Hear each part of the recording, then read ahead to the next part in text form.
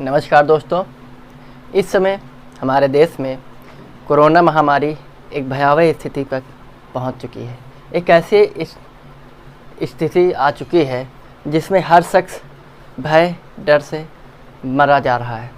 Corona से लोग तो कम मर रहे हैं, लेकिन उससे ज़्यादा लोग उसकी कहानियों से, उसकी फ़ोटो देखकर, पर डे इतनी ज़्यादा तादाद में लोगों की जो मृत्यु हो रही है, उन सारे आंकड़ों को देखकर सुनकर लोगों में एक दहशत, एक डर सा बैठ चुका है, जिससे उन्हें लगता है कि कोरोना एक बहुत बड़ी चीज़ है।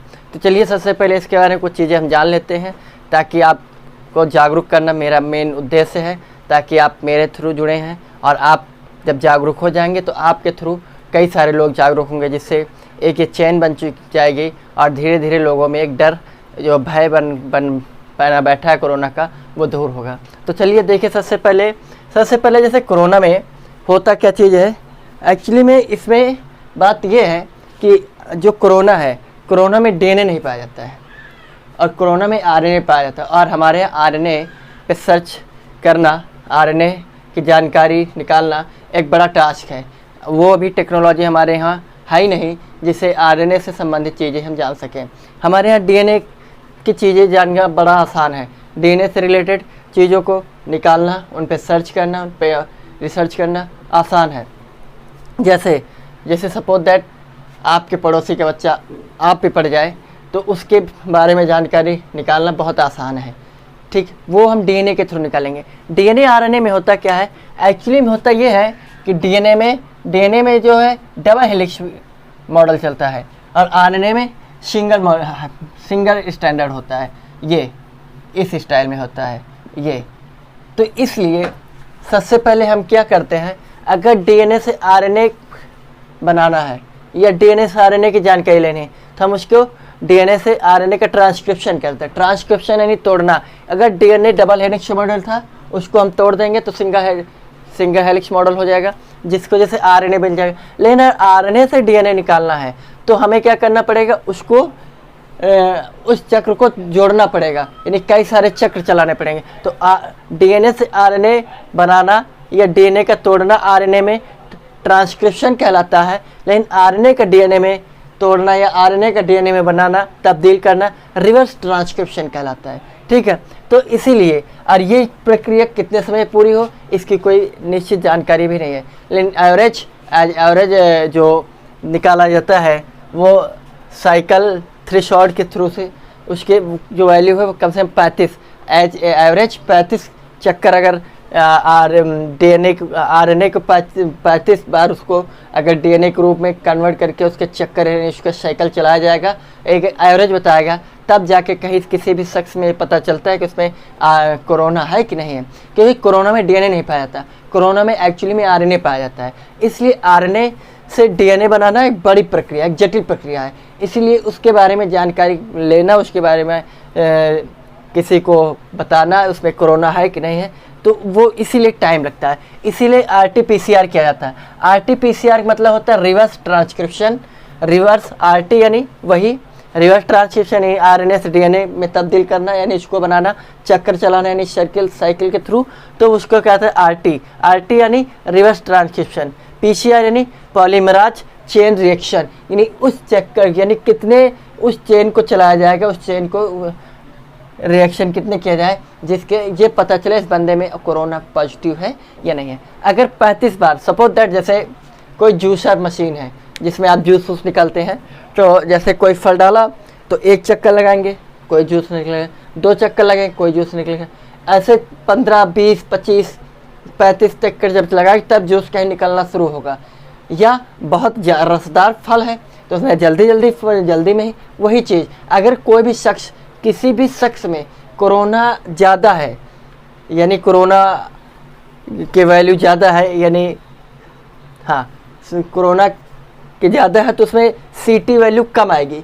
सीटी वैल्यू कम मतलब यानी कम चक्कर लगाए गए हैं, कम साइकिल चलाए गए हैं, उसके बावजूद कम साइकिल पर ही अगर किसी में कोरोना निकल गया तो ये पता चलता है इसमें कोरोना ज़्यादा हावी है। अगर ज़्यादा चक्कर चला गया, 35 ऐसे एज एवरेज 35 का माना गया, अगर 35 चक्कर चलाने के बाद भी या किसी जूसर में 25-25 चक्कर अगर चला दिया जाए, जूस ना निकले, तो कहा जाए ये इस फल में कोई रस नहीं। वैसे ही ये बताया जाता है कि उस व्यक्ति में वो कोरोना पॉजिटिव नहीं है, वो निगेटिव है। तो इस तरीके से कोरोना की रिपोर्ट होती है, इसलिए टाइम लगता है। और कितनी ज़्यादा लोगों की संख्या लाइन लगी हुई, बाकी आप जानते हैं, देख ही रहे हैं। उसी प्रकार इसको साइकिल थ्रेशोल्ड बोलते हैं। वही मतलब एज ए एवरेज 35 चक्कर लगाए जाते हैं, तब उससे पता चलता है कि इस बंदे में अगर 35 तक कोई भी चक्कर कंप्लीट चक्कर में कोरोना नहीं मिला तो पता चलता है कि उस व्यक्ति में वो कोरोना नेगेटिव है। लेकिन अगर 35 से पहले पता साइकिल पूरी करते करते अगर कोरोना मिल गया तो ये पता चलता है कि उसमें उस बंदे में कोरोना पॉजिटिव है। ठीक, इसीलिए सीटी यानी साइकिल थ्रेशोल्ड के थ्रू ये बताया गया इसका कोरोना लोडेड का जस्ट अपोजिट अंदर जितना इसकी वैल्यू कम होगी कोरोना उतना ज़्यादा हावी होगा। इसकी वैल्यू जितनी ज़्यादा होगी कोरोना उस शख्स में उतना कम होगा। सपोज दैट जैसे कोरोना स्टार्ट हुआ, ये मध्य क्रम है, यहाँ तक पहुँचा, तो यहाँ से यहाँ तक आने में कोरोना ज़्यादा है तो सीटी वैल्यू कम होगी। फिर क्योंकि शुरू से भाई सिंपल सी बात है, कोरोना किसी में इंजेक्ट कर गया, किसी में प्रवेश करके तो तुरंत ही थोड़े ना फटाफट अपना काम शुरू कर देगा, कुछ समय लगेगा। जैसे सपोज दैट किसी व्यक्ति ने कहा कि भाई हम 2 दिन पहले चेकअप करा हैं तो निगेटिव थे, अगर उन्हें 2 दिन बाद सपोज दैट उसमें कोरोना व्याप्त था लेकिन वो अपना काम पूरा नहीं करे, लेकिन 2-3 दिन बाद फिर उसने चेकअप कराया तो उसमें कोरोना पॉजिटिव निकला। मतलब कहने का तात्पर्य उन्हीं 2-3 दिन के अंतराल में कोरोना ने अपना काम भयावह स्थिति शुरू कर दी, जिससे आप एक जब अच्छी खासी मात्रा में हमें कोरोना व्याप्त हो चुका। इसीलिए स्टार्ट से मिडिल तक कंडीशन जब आती है तो यानी सीटी वैल्यू अगर कम है तो समझ लीजिए उस व्यक्ति में कोरोना की मात्रा ज़्यादा है। अब ये भी नहीं है अगर किसी व्यक्ति में कोरोना कम है तो ये ज़रूरी नहीं है कि वो उसकी कंडीशन सही है, नहीं। अगर कोरोना ज़्यादा है तब भी इंसान सही हो रहे हैं, कोरोना कम है तब भी इंसान मर रहे हैं। इसीलिए भी इससे रिलेटेड एक छोटी सी स्टोरी सुनाऊंगा कि असल में रीजन है क्या। ठीक, फिर जैसे शुरू आप ठीक हो रहे हैं यानी मिडिल से शुरू हो रहे हैं, अब सीटी वैल्यू कम होगी। ठीक, तो ये होती है सीटी वैल्यू। सीटी वैल्यू का फुल फॉर्म होता है साइकिल थ्रेशोल्ड। ठीक, उसी प्रकार आपको अगर ये चेकअप करना है कि पहली चीज़ तो अगर आप कोरोना पॉजिटिव है कि नहीं, इन सब चीज़ों की जानकारी रखने के लिए आपके पास पल्स ऑक्सीमीटर एक मशीन होती है, इतनी बड़ी होती है, इतनी बड़ी, यहाँ बना दूँ ऐसे, जैसे ये होती है ऐसे। इसी में इससे जो लोग राइट हैंड अर्थात जो दाहिने हाथ से काम करते हैं उनके इस वाली उंगली में, ठीक, और जो लोग लेफ्ट हैंडर हैं उनके बाएं हाथ की उंगली में पहना दिया जाता है उस मशीन को। मुश्किल से कुछ सेकंड या 1-आधा मिनट तक ऑन करके उस पर पहना जाता है, तब पता चल जाता है। उससे आपका पल्स ऑक्सीमीटर से ऑक्सीजन की मात्रा पता चल जाती है। किसी भी व्यक्ति में अगर 94% से कम मात्रा में 94% से कम ऑक्सीजन की मात्रा आ रही है तो उस व्यक्ति को डॉक्टर के कंसल्ट में होना चाहिए। दूसरी चीज़ SpO2 लिखा होता है। SpO2 यानी सेचुरेटेड पल्स ऑक्सीजन, O2 यानी ऑक्सीजन, SP यानी सेचुरेटेड पल्स ऑक्सीजन। ठीक, ये 94% से ज़्यादा होना चाहिए। अगर 94% तक है तो कोई प्रॉब्लम नहीं, अगर इससे कम है तो आपको अपने आप में निगरानी अपने स्वयं का ख्याल रखना चाहिए। वहीं पल्स रेट भी पता चल जाती है इससे। पल्स रेट यानी इसको PR बोलते हैं, 60 से 90 होना चाहिए। ठीक है, वैसे ज़्यादातर लोगों का ऐसा होता है, बहुत कम ऐसे रेयर करें। परफ्यूजन इंडेक्स एक होता है PI यानी परफ्यूजन इंडेक्स जो है 2 से 20 होना चाहिए। यानी कहने के तात्पर्य ये वैसे बहुत बड़ी चीज़ नहीं, लेकिन अगर 0.5 से कम है तो ये समस्या का सवाल है कि जिससे ये पता चलता है कि आपका खून अंतिम यानी कैपिलरी तक का पहुंच रहा है कि नहीं पहुंच रहा, क्योंकि अंतिम तक शरीर के बिल्कुल अंतिम भाग तक खून का पहुंचना ज़रूरी होता है। ठीक, तो अगर ये 2 से 20 है तो ठीक है। अगर 2 से कम यानी 0.5 से कम या 0.5% तक है, 0.5% तक है तो आप समझ लीजिए कि आपके शरीर के बिल्कुल अंतिम अंग तक, अंतिम पार्ट तक यानी कैपिलरी तक आपके खून नहीं प्रवाहित हो रहा है। तो ये चीज़ें थी, ये सारा सिस्टम। तो अब इसमें करना क्या है, सिंपल सी बात यह है कि जो व्यक्ति शुगर वाले होते हैं, शुगर के जितने भी पेशेंट होते हैं, शुगर पेशेंट जितना भी कैंडिडेट होता है उसमें इंसुलिन की कमी होती है, वो जिनमें शुगर की मात्रा ज़्यादा होती है। तो जिनके में शुगर हो जाता है, इंसुलिन कमी से, और इंसुलिन में जिंक पाया जाता है, तो ऐसे व्यक्ति जिनमें शुगर है उनमें जिंक की मात्रा कम पाई जाती है, और जिन शरीरों में जिंक की मात्रा कम पाई जाती है उनमें कोरोना बहुत जल्दी से हावी होता है। इसलिए जिंक की मात्रा मेंटेन रखने के लिए जिनमें शुगर है वो ज़्यादा से ज़्यादा दूध का सेवन करें। अगर अंडा खाते तो अंडा खाएं, लेकिन दूध गर्म होना चाहिए, गर्म दूध का ही सेवन करें। ये नहीं मैं कहता हूँ कि 2 लीटर 4 लीटर 5 लीटर आधा लीटर जो भी कुछ है एक बार पीजिए, ऐसा नहीं है। थोड़ा थोड़ा पीजिए, दिन में कई बार पीजिए उस गर्म, लेकिन जितना ज़्यादा गर्म आप पी सकते हैं उतना ज़्यादा गर्म पिए। गर्म पानी का इस्तेमाल करें, ठंडी चीज़ों का बिल्कुल इग्नोर कर दें, दरकिनार कर दें। फ्रिज अगर चल रहे हैं तो उन्हें बंद कर दो। दही वगैरह लेना है तो गर्म फ्रिज का निकला हुआ नहीं होना चाहिए। दही वगैरह लीजिए लेकिन गर्म, मतलब ठंडा नहीं होना चाहिए। कहने का तात्पर्य अगर आपने ध्यान दिया। और दूसरी चीज़, खट्टी चीज़ों का सेवन करें। खट्टी चीज़ों का स्रोत सबसे अच्छा होता है आंवला, लेकिन इस समय पर ताज़ा आंवला मिलना बहुत दुर्भर है।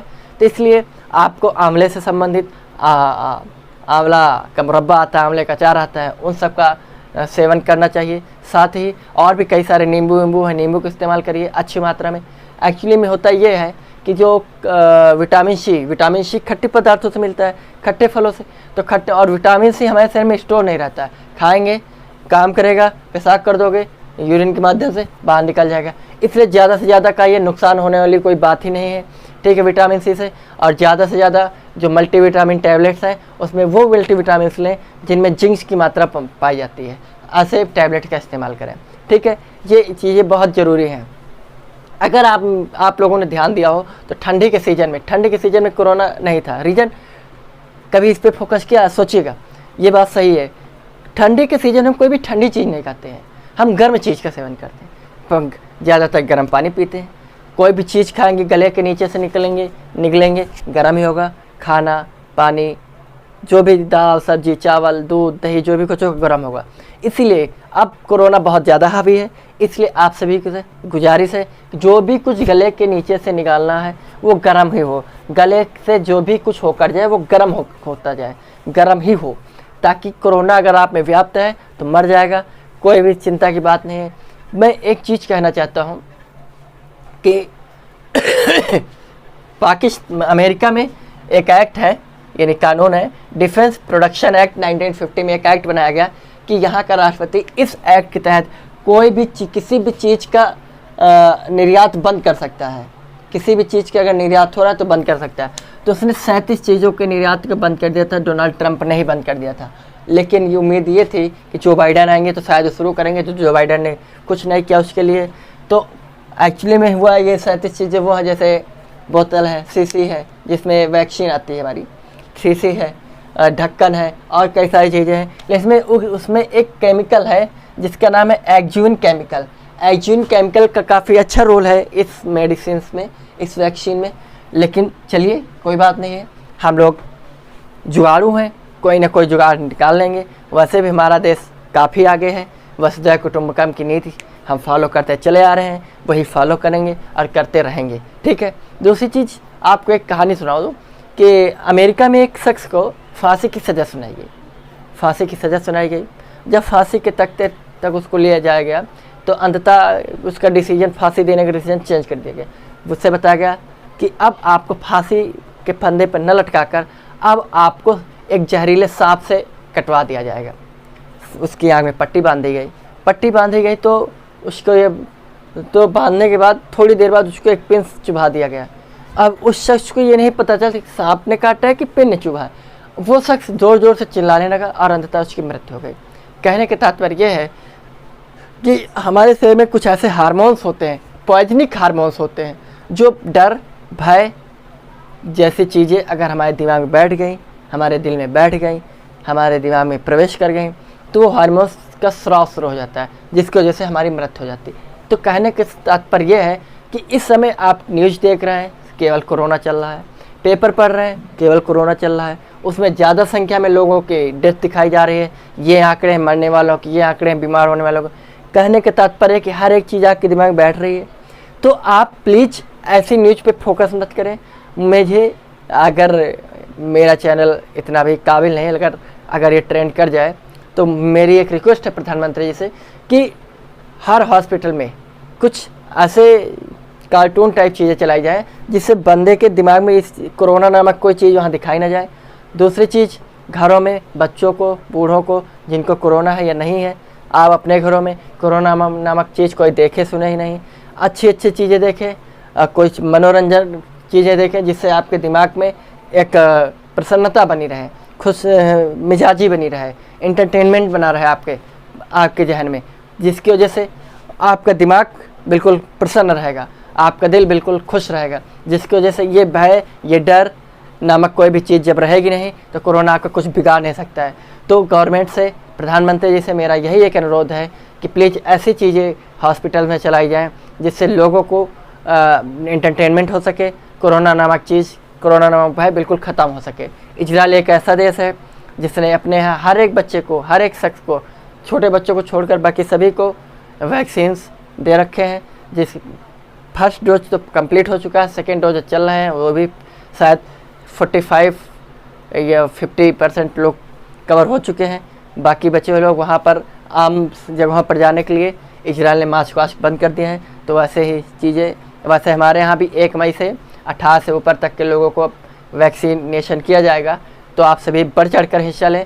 और एक चीज़ जान लें, जैसे कि एक मैसेज फैल रहा है हमारे समाज में, हमारे सोसाइटी में, कि जिन लोगों को वैक्सीन लगी वो ज़्यादा मर रहे नहीं, ऐसा कुछ नहीं है, मर नहीं रहे। हाँ, अगर उनको वैक्सीन लग चुका है तो वो कोरोना नहीं होगा, इसकी कोई गारंटी नहीं। उनको कोरोना होगा, इनका कोरोना कुछ बिगाड़ नहीं पाएगा, समझ गए। इसलिए आपके आसपास कहीं भी वैक्सीन लग रही है, आपका आसपास नहीं है तो जहाँ लग रही है वहाँ जाइए, वैक्सीन लीजिए और अपना वैक्सीनेशन कराइए। और 1 मई से बढ़ चढ़ कर हिस्सा लें और देश को इस कोरोना नामक बीमारी से, कोरोना नामक से इस देश को निजात दिलाएं। आप सभी से ये रिक्वेस्ट है, प्लीज़ आप सभी जागरूक हों, आप अपने से जुड़े हुए हर एक शख्स को जागरूक करें और मेरा इस लेक्चर को पूरा देखें और ज़्यादातर लोगों तक पहुंचाने की कोशिश करें ताकि लोग जागरूक हो सकें। एक्चुअली में कोरोना है क्या चीज़, ये हर एक चीज़ मैंने समझाने की कोशिश की है ताकि आपके मन में, आपके दिमाग में, आपके दिल में जो डर बैठ चुका है जो वो दूर हो सके। ठीक है, तो प्लीज़ आप सभी से बहुत हाथ जोड़कर विनती है कि ज़्यादा से ज़्यादा इस लेक्चर को, मेरे लेक्चर को हर एक शख्स के पास ज़्यादा से ज़्यादा पहुँचाने की कोशिश करें ताकि लोग जागरूक हो सकें।